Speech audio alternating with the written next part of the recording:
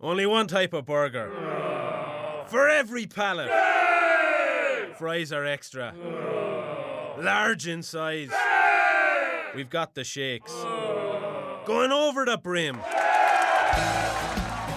Hey, this is Chris from JCW's. Put a positive, delicious spin on your day at any one of our 5 locations. In Lehigh, American Fork, Provo, South Jordan, or Harriman. JCW's, quality and a lot of it. Do you love the Tabernacle Choir? This year, the choir's music is everywhere you are. Listen to your favorite choir songs and music and the spoken word anytime you want on Alexa by simply enabling the skill. Alexa, play music in the spoken word. Now playing music in the spoken word. You can also download the Tabernacle Choir app, subscribe to the choir on YouTube, listen on Spotify, and have access to all their wonderful music. Happy listening. Ladies and gentlemen, the biggest name. You're locked into JJ and Alex. With the insight and analysis on the teams you can't live without. This is 97.5, the KSL Sports Zone. Welcome back, everybody. JJ and Alex, 97.5, the KSL Sports Zone. Thanks for being with us on the program. We appreciate it. You can always watch the stream online. Go to KSLSports.com. You can also go to our YouTube page and see our mugs here down at Trucordia in Linden at their beautiful corporate offices here, honoring the Player of the Week awards for the preps here during the basketball season.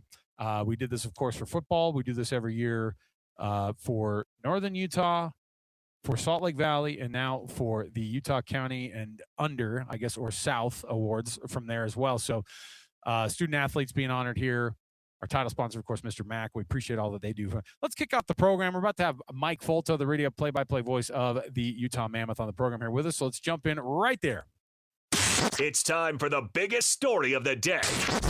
This is what made the cut with JJ and Alex on 97.5, the KSL Sports Zone. And, of course, Mike's appearance on the program, sponsored by the good folks at Hercules First Federal Credit Union, growing stronger together.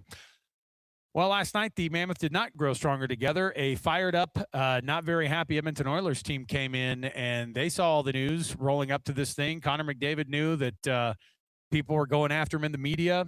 We wondered what kind of Connor McDavid we were going to see last night. We feared we were going to see an Oilers team that was fired up and ready to right the ship and to use Utah to do it. And unfortunately, that was the case. Mike Folta, radio play-by-play voice of the Mammoth. Is that kind of the estimation there? It was kind of an ugly game, but the Oilers came in with all this baggage, and it's like they took it out on Utah to prove to everybody, including Connor McDavid, that hey, they're still in this thing, and yeah, of course he's still skating around trying to win games. Guys, I love the game plan of the Edmonton Oilers. They were battling to help their goaltender, Tristan Jarry, who's had a really tough go ever since he was traded from Pittsburgh to Edmonton.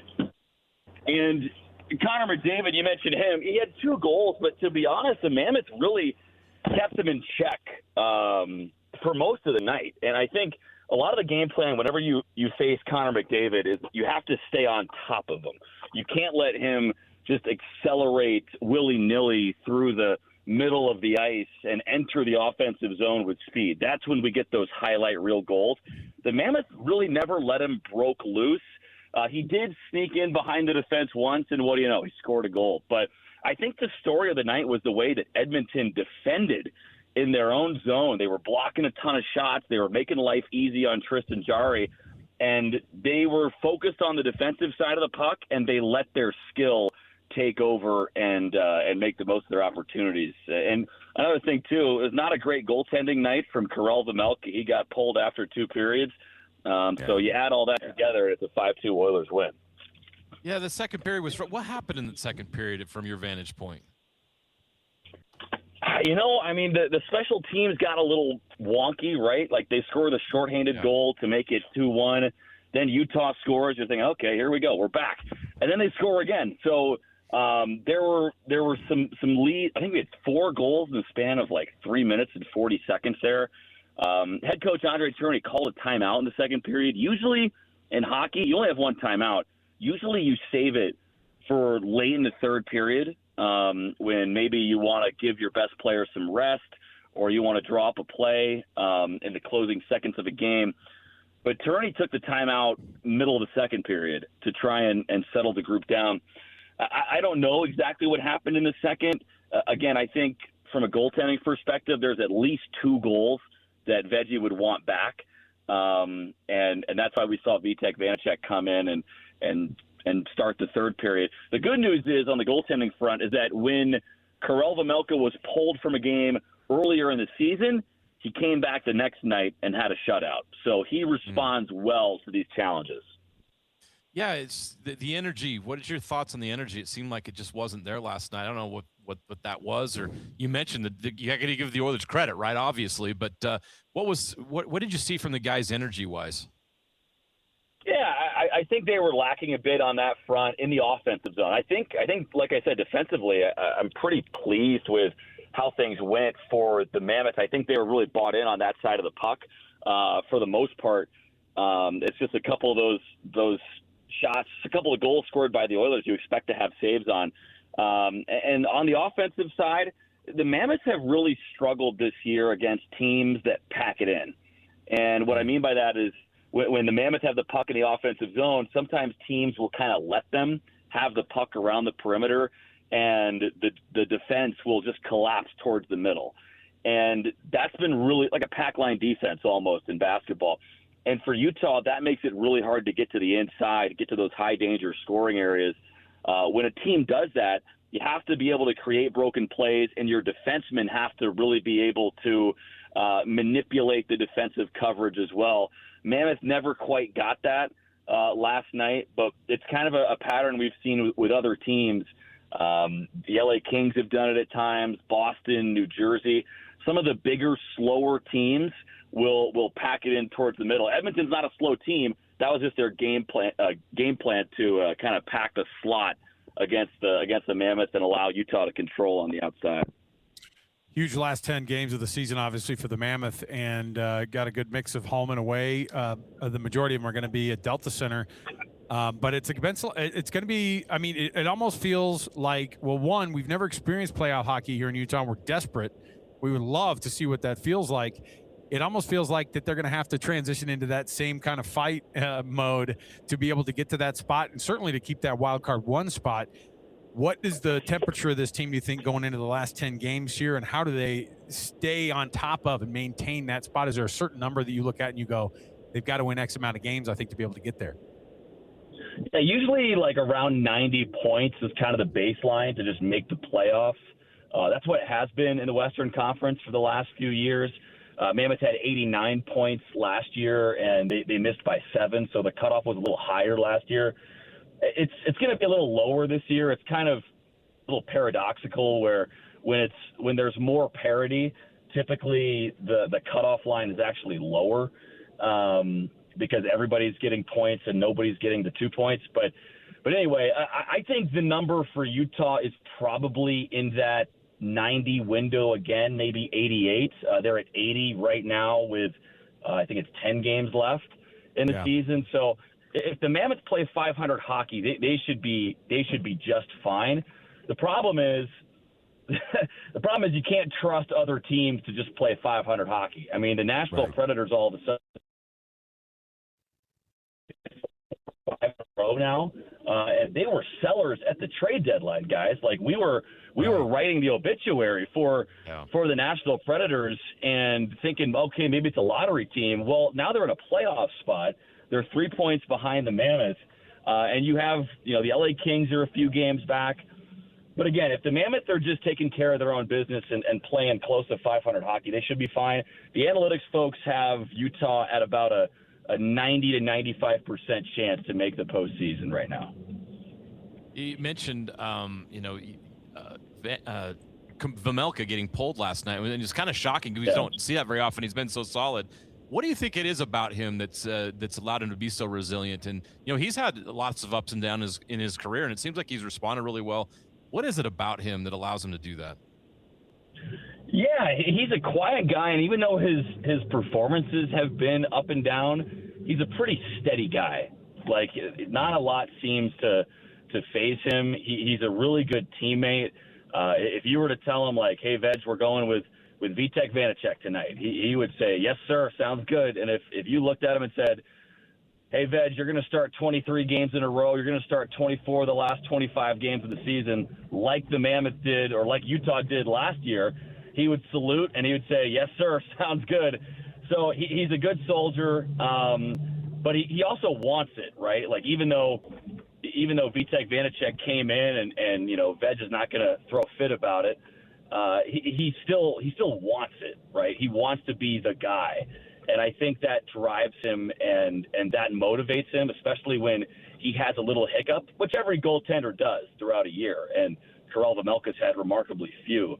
But even when he does have a little hiccup, he's got that personality that kind of drives him to get back in the net and reclaim his form from earlier in the season. Mike, as you see Bear getting these guys ready for these last 10 games, this will also be, I mean, it's a huge moment for the team. And, obviously these young guys, for as much as we love the young core, what do you think the thing is that young guys need to do their best at, or at least get a young core group ready for a playoffs? And maybe I'm speaking ahead of it, but I mean, like, part of the thing is that being there is the part where you get the experience. But how do you prep these young kids, if you're Bear, to be in that spotlight and to be at playing hockey at a different energy level, what the playoffs always bring? Well, what's the phrase? There's no substitute for experience, or there's no teacher like experience. I mean, you have to go through it, and that's why the Mammoth wanted to play in meaningful games last year. They didn't make the playoffs, but they were still playing in do-or-die games at the end of the season. But it's also why General Manager Bill Armstrong has insulated this young group with talented veterans. I believe there's 7 Stanley Cups on the roster right now. You think of a guy like Mikhail Sergachev, who was traded for. He's won 2 cups. Ian Cole was signed in free agency. He's got 2 cups. Kevin Stenlund has a Stanley Cup to his name. Nate Schmidt was brought in this last year. He's a cup winner. So, yes, this young core hasn't really played in the playoffs. Keller, Schmaltz, and Krause did with Arizona, but that was the COVID year when, like, almost every team made it. There were no fans. Doesn't really count. That was 3 presidential administrations ago anyway. So they're really – I'm serious. I know. It's wild. There's really no playoff experience for the group of Keller, Schmaltz, Gunther, Cooley. If you want to throw Krause into that, Peterka as well. And even though they don't have experience, there's a bunch that do, and those are the voices that Utah has to lean on this time of year. Every game from here on out is going to feel like a playoff game until we actually get to the playoffs, and Thursday's no different. Washington Capitals into town. They're fighting to try to stay alive in the wild card race in the East. And, of course, the Alex Ovechkin factor. Every time we see him, you wonder if it's the last time you're going to get a chance to watch him play, and Utah fans here are going to have a chance to do that on Thursday. Your thoughts going into this game, both as a game that means so much in the playoff race, but also a chance to watch one of the all-time greats? Yeah, there's nothing like it. And look, guys, it's my second year in the league, and there's still a bunch of pinch-me moments. And when I say Alex Ovechkin's name on a broadcast, that's right up there for pinch-me moments. I mean, he's the greatest goal scorer in hockey history. He's got over 1,000 now between regular season and playoffs combined. And what's crazy is that he used to play a really hard game. Like, he'd be checking guys, running guys, was bulling his way to the net. He doesn't do that as much anymore. But for a lot of years, he played a really hard style, and he hasn't missed very much time over the course of his career. He's been healthy all year with the Caps this season. He actually got injured when he came to Utah last year.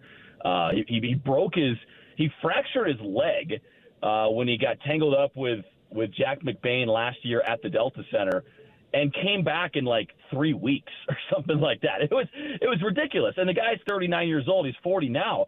But one of my favorite Ovechkin stats is that ever since he has turned 35, so it's 5 years now, ever since he's been 35 years old, his scoring pace is every other game.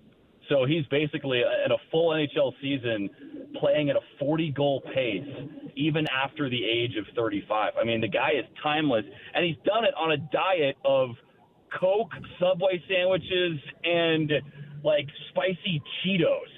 So he's not exactly leaning into, like, the sports science and nutrition that everybody's you gotta raving eat about like the these young guys. days. You got to eat like the young kids do these days if you're going to stay young, Mike. Come on.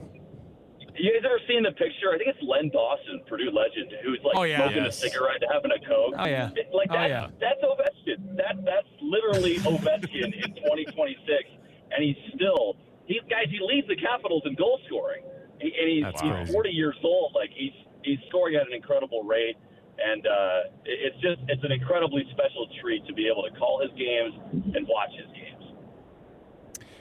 Mike Folta, radio play-by-play voice of the Utah Mammoth. Mike, I hate to admit it, your Boilermakers looking pretty good through those first two rounds. What do you think the Sweet 16 and/or Elite Eight are going to be looking like this weekend for your guys? Yeah, we got a tough matchup against Texas here. They look big on the wings, which scares me a little bit. I think we struggle with size at the kind of that four. Stop us too. I mean, Trey Kaufman-Renn has been one of the best scorers in Purdue history. Oscar Clough is a maniac, but the bracket's looking okay, fellas. I mean, everybody missed Florida in the Elite Eight, but other than that, mostly intact. I took a big hit taking my Hofstra pride to the Sweet 16, but that was my Cinderella. Didn't come through, but it's fun to root for that, right? Like I couldn't imagine filling out a bracket and not choosing any double-digit seeds. Well, we're moving to an era where those double-digit seeds have no chance in hell. Oh, stop it, JJ. Believe in something. I want to, but the NCAA tournament isn't one of those things he's really ready to believe in. 2 years in a row, all Power 4 teams in the Sweet 16. The magic of March is starting to dwindle. High Point had a moment. I don't believe in that. The tournament's always going to be awesome. Nobody can screw it up as long as it's 68 teams. No one's gonna tell Mike Folta Santa's not real. I want a Florida Atlantic and San Diego State in my Final Four. That's what I want. That's exactly right. I love it. Believe in something. The tournament is we still have the tournament. They can't take it away from us.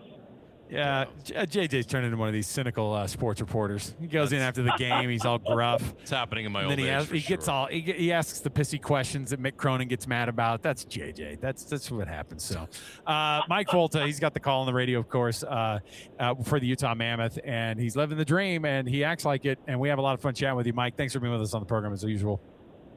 Thank you, guys. Talk to you next week. Thanks, you go, Mike Folta. Yeah, what a fun thing. Not just for him. I mean, like we were just having a dadgum. It's just fun, you know. And we were talking to Ike White from Trucordia a little bit earlier, and he was like, he's based in Texas, and he's like, yeah, but as a company, we all know that like we got in on the ground floor, sponsoring the hockey club here initially, and then now the Mammoth, and he's like, we're all in, and it is. You start floating around you start watching those broadcasts, and you see periodically those Trucordia. You know, they have the digital boards that change every once in a while, and Trucordia is on those. And I go, yeah, those guys, we're going to be there on Wednesday. And here we are. It's the Player of the Week Awards, where we honor the Prep Players of the Week award winners from during the basketball season.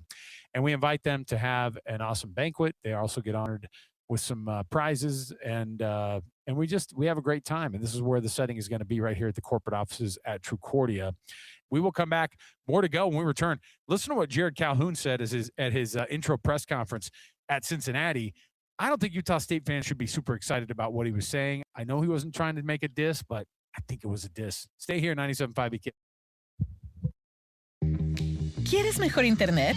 Cox Internet de 300 megas tiene las velocidades rápidas y confiables que buscas. Perfecto para streaming y gaming y trabajar desde casa. Todo por solo $45 al mes cuando agregas Cox Mobile. Incluye equipo de Wi-Fi y garantía de precio de 2 años en tu plan. No esperes. Cámbiate hoy a Cox. Requiere Cox Mobile Gig Unlimited. Garantía de precio no incluye impuestos y cargos. Velocidad de datos móviles se reduce después de 20 gigas al mes. Your home for the best coverage of the Jazz, Utes, and Cougars is right here on The Zone. This is JJ and Alex on 97.5, the KSL Sports Zone. Okay, everybody, welcome back. JJ and Alex, 97.5 the KSL Sports Zone. Thanks for being with us on a Wednesday. We are here in Utah County, as we like to be every few months, to be able to honor the Player of the Week award winners for the prep sports in the basketball season. Are the athletes who are going to be able to honor the men and women who had phenomenal seasons across the year. And I want to give a massive shout out to Jake Hatch, who does an awesome job helping put these things together. I know you guys get on that same board and make some of your votes and comb over, these box scores of these prep athletes. I can be bribed. Oh, boy. Hey, look, if you want JJ to do a comb over, he's got a full head of hair. He doesn't need to do the comb over the box scores. Also, you cannot be bribed. You can't tell people that. I'm joking. Also, there's some kid comes in here, and week 3 You sure with about negative that? 4 yards You rushing. sure about that? You sure about that? But his mom makes a mean shrimp bisque. Yeah. Craig Jensen, same last name as Jeremiah.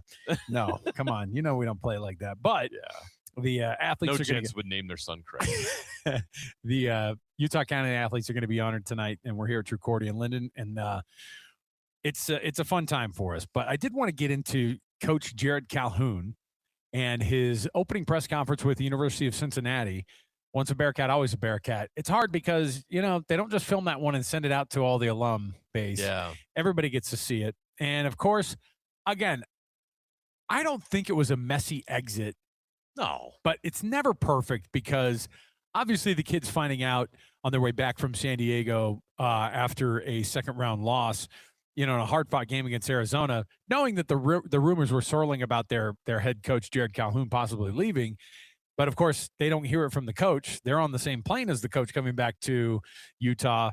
And when everybody hit the ground and everybody's cell service got turned back on, that's when they all saw that the news had been basically official that Jerrod Calhoun was going to Cincinnati. Now, that's where he went to school. He's an Ohio guy. Yeah, makes sense. He did as much for this Utah State basketball program, in recent history, especially because it was about getting to tournaments. Utah State does that.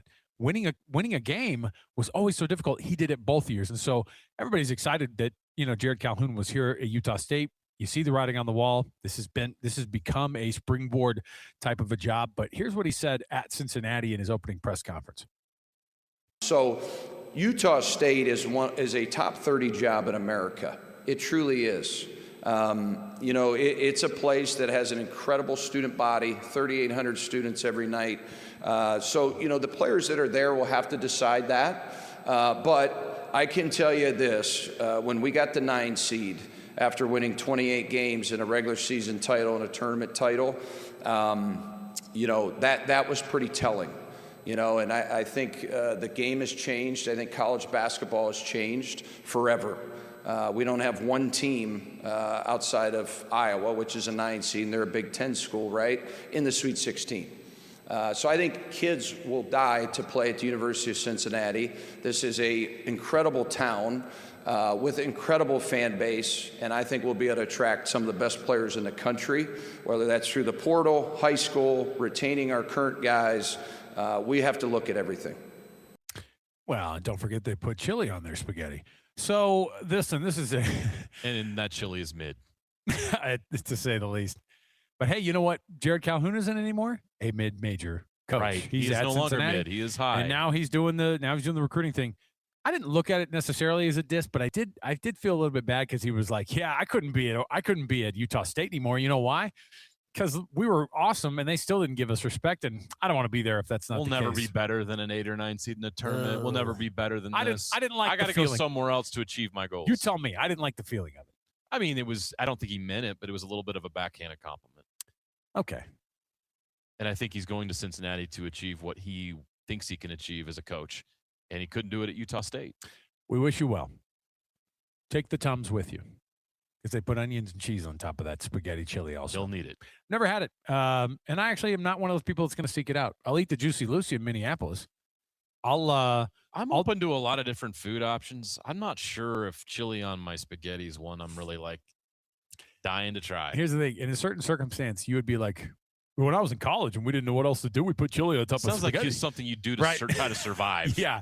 To try to get through a tough time. You do the poverty meal. When It's I like, man, we I was had in nothing, college, man. I lost my job, and all I had in the pantry was some pasta and a can of chili. I put some Did crushed what I up. had to do to survive. I put some crushed up ramen noodles on top of some white bread, and you had yourself a meal. Anyway, come to stew. Come to Cincinnati. We'll take a break. We'll come back. We've got more to go right here from Linden at the Tricordia, and we're going to be honoring these Player of the Week athletes all night long. Stay here, 97.5 the KSL Sports Zone. ¿Quieres mejor internet? Cox Internet de 300 megas tiene las velocidades rápidas y confiables que buscas. Perfecto para streaming y gaming y trabajar desde casa. Todo por solo $45 al mes cuando agregas Cox Mobile. Incluye equipo de Wi-Fi y garantía de precio de 2 años en tu plan. No esperes. Cámbiate hoy a Cox.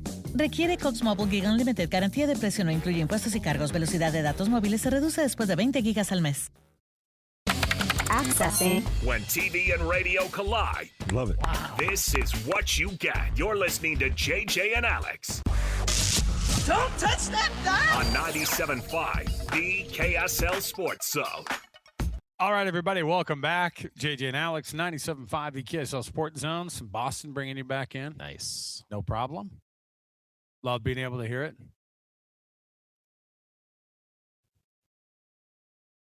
Had to hear that part. That's the best part. By the way, many thanks to Tricordia for hosting us down here at the Utah County edition of the Player of the Week Awards, brought to you by KSL Sports and Mr. Mac. Mr. Mac, our title sponsor there, and we'll be chatting with Lemma Harrington here shortly. In the meantime, a couple of things. Number one, it's a Win Ticket Wednesday, which means we have tickets.